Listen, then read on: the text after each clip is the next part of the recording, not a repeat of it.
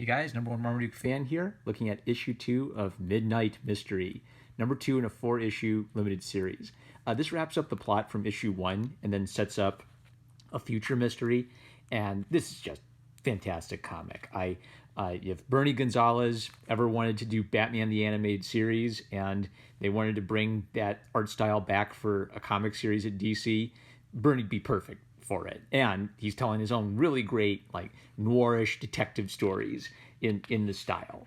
I'm not a huge film noir buff. I've just seen a few examples. I know there's like lots of debates about, you know, what makes a noir film a noir film.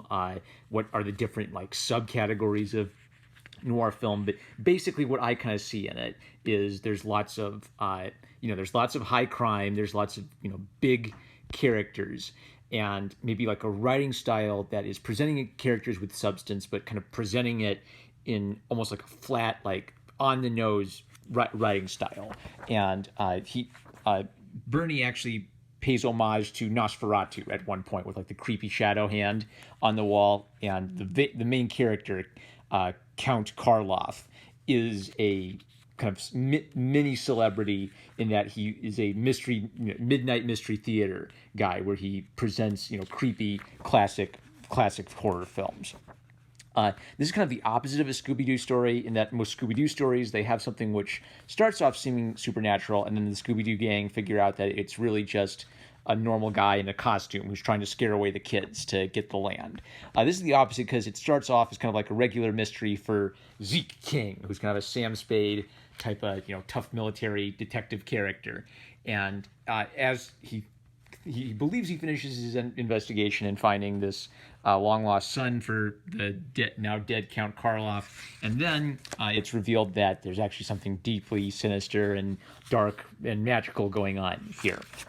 So for examples of kind of like meaningful on-the-nose writing, like Zeke has memories of some beautiful woman he once knew and of regrets. And so we get the feeling that he's a man with regret. He's a man who has been denied happiness in his past, and now private eye work is just what he's good at and what he can do.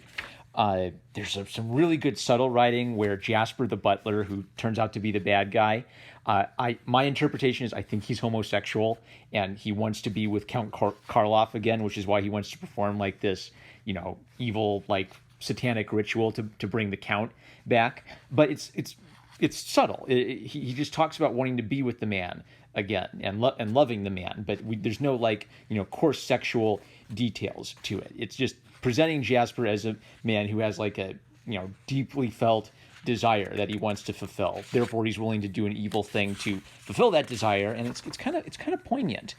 There's like some cool like witches and stuff, and here's the Nosferatu homage. This gal is great. She's Count Karloff's sister, and she hired Zeke King to hunt down the truth. And so she's got like this great like first wave independent woman thing where she's like was a businessman.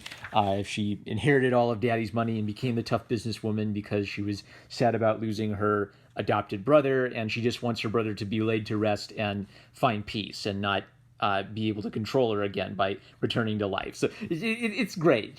She's a classic dame who's like really tough and independent and stands up for herself. But it's a little cheesy in the presentation. But I think that's part of the charm of it, is that she gives this great speech about saying goodbye to people, and then I gotta find it because it's one thing to like describe noir lines, but you almost kind of have to hear it.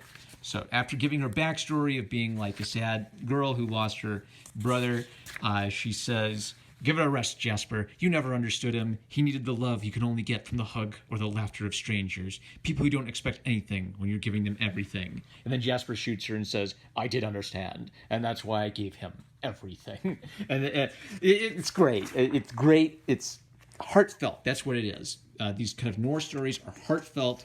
They have this sort of fun, cheesy, old school dialogue. They feel like a thing from a different era that still resonates with us today. And then there's this great thing where he wraps it up and he talks about like what he learns from his case and encountering all of this weird, mysterious ghost stuff. And he has his talk with, I guess, his best black friend who is his bookkeeper, I guess, for his notes on everything.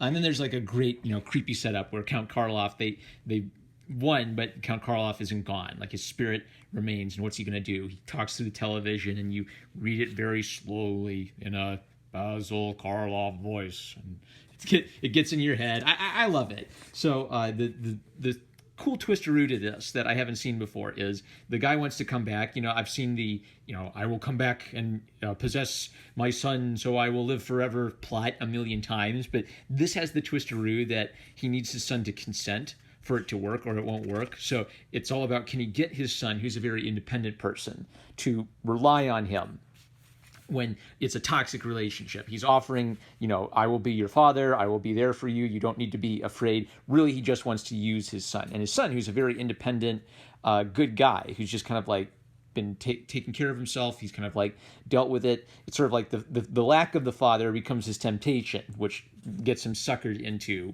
being controlled by his father, literally in this case. So it's this great theme of like independence and not being drawn into a relationship that destroys your life for the sake of like a vampire, right? And then there's like a good old Hostess fruit pies, creepy cakes ad. These don't really exist. They're just doing them because it was a great old part of old comics, as they'd have the Hulk beat the bad guys and save the Hostess cream pies. That's it. Number one Marmaduke fan. Love you guys. Like, comment, subscribe. Catch you later.